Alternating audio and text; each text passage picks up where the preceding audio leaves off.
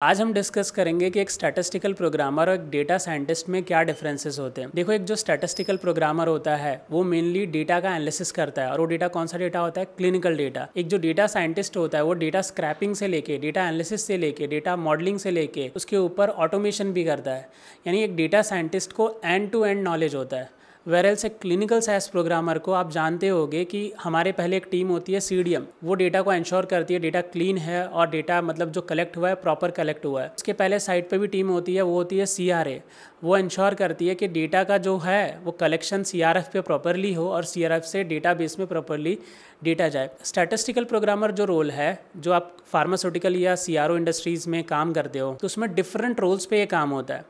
But एक data scientist होता है वो एंड टू एंड चीज़ों को कर सकता है। तो यही डिफरेंस है एक स्टैटिस्टिकल प्रोग्रामर और डेटा साइंटिस्ट में, कि एक डेटा साइंटिस्ट को एंड टू एंड नॉलेज होता है और एक स्टैटिस्टिकल प्रोग्रामर को डेटा एनालिसिस और क्लीनिंग पार्ट पे ज़्यादा नॉलेज होता है। क्या आगे जाके मतलब स्टैटिस्टिकल प्रोग्रामर का फ्यूचर भी डेटा साइंटिस्ट जैसा हो जाएगा? जो चीज़ें एक डेटा साइंटिस्ट कर रहा है वही चीज़ें स्टैटिस्टिकल प्रोग्रामर करने लगेंगे? तो जी हाँ, आंसर यही है कि काफ़ी हद तक चीज़ें सिमिलर हो जाएंगी। जैसे कि आप जान रहे हो कि डेटा साइंटिस्ट पे मल्टीपल टूल यूज़ होते हैं, बट स्टैटिस्टिकल प्रोग्रामर रोल पे सबसे ज़्यादा SAS यूज़ होता है। बट धीरे धीरे आप देख सकते हो कि RB यूज़ होने लगा है। जैसे कि डेटा साइंटिस्ट रोल हो गया तो उस पर कोई स्पेसिफिक टूल नहीं होता कि कौन से टूल पे काम कर रहे हो, बट आप डेटा साइंटिस्ट हो क्योंकि आपको डेटा का एंड टू एंड नॉलेज है। वैसे ही स्टैटिस्टिकल प्रोग्रामर का धीरे धीरे हो रहा है कि इन शॉर्ट इंडस्ट्री यही चाहती है कि आप डेटा का एनालिसिस करो, चाहे आप वो R टूल का यूज़ करके करो, चाहे वो पाइथन का यूज़ करके करो, चाहे वो SAS का यूज़ करके करो।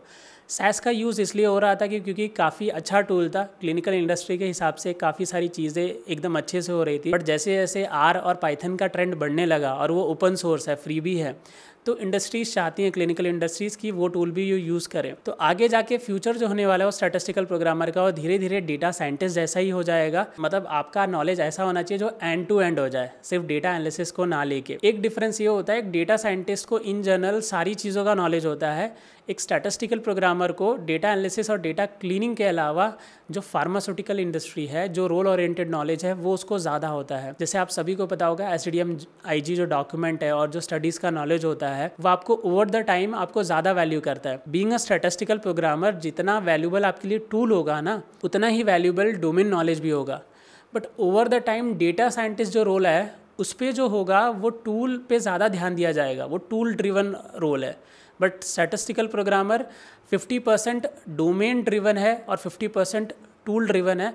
But max of the part, जैसे जैसे आपका एक्सपीरियंस बढ़ता जाएगा ना, तो डोमेन ड्रिवन नॉलेज है वो आपके लिए ज़्यादा मैटर करेगी instead of tool driven knowledge जो आप टूल यूज़ कर रहे होगे। बट हाँ, आज के टाइम पे अगर आप सीख रहे हो तो आपको SAS और R मिनिमम सीखना ही चाहिए इस रोल पे। बट आगे जाके आप देखोगे तो जो चीज़ें डेटा साइंटिस्ट रोल पे हो रही होंगी वही चीज़ें स्टैटिस्टिकल प्रोग्रामर रोल पे होने लगेगी। जैसे डेटा साइंटिस्ट क्या करते हैं कि काफ़ी सारा पुराना डेटा कलेक्ट करके उसमें से प्रेडिक्ट करते हैं, वैसी ही चीज़ क्लिनिकल में ही होने लगेगी।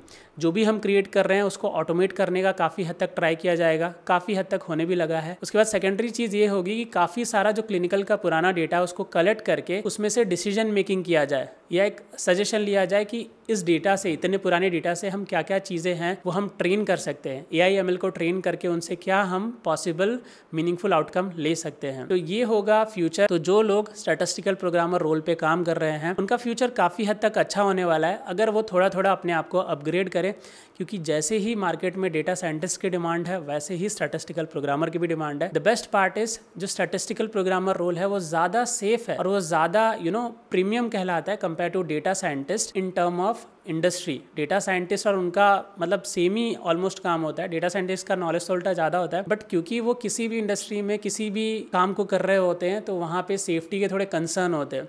कोई स्टार्टअप है, इनिशियली ज़्यादा पैकेज में हायर कर लिया, बट जैसे ही कुछ प्रॉब्लम हुआ वो फायर भी कर देते हैं। क्योंकि हमारा जो रोल है स्टैटिस्टिकल प्रोग्रामर, वहाँ पे टूल के साथ डोमेन नॉलेज भी बहुत मैटर करता है। तो कुछ टूल अपग्रेड होते भी हैं तो कंपनी आपको टाइम देती है कि आप अपने आप को अपग्रेड करो, और ओवर द टाइम यहाँ पे क्विकली अपडेट्स नहीं होते हैं।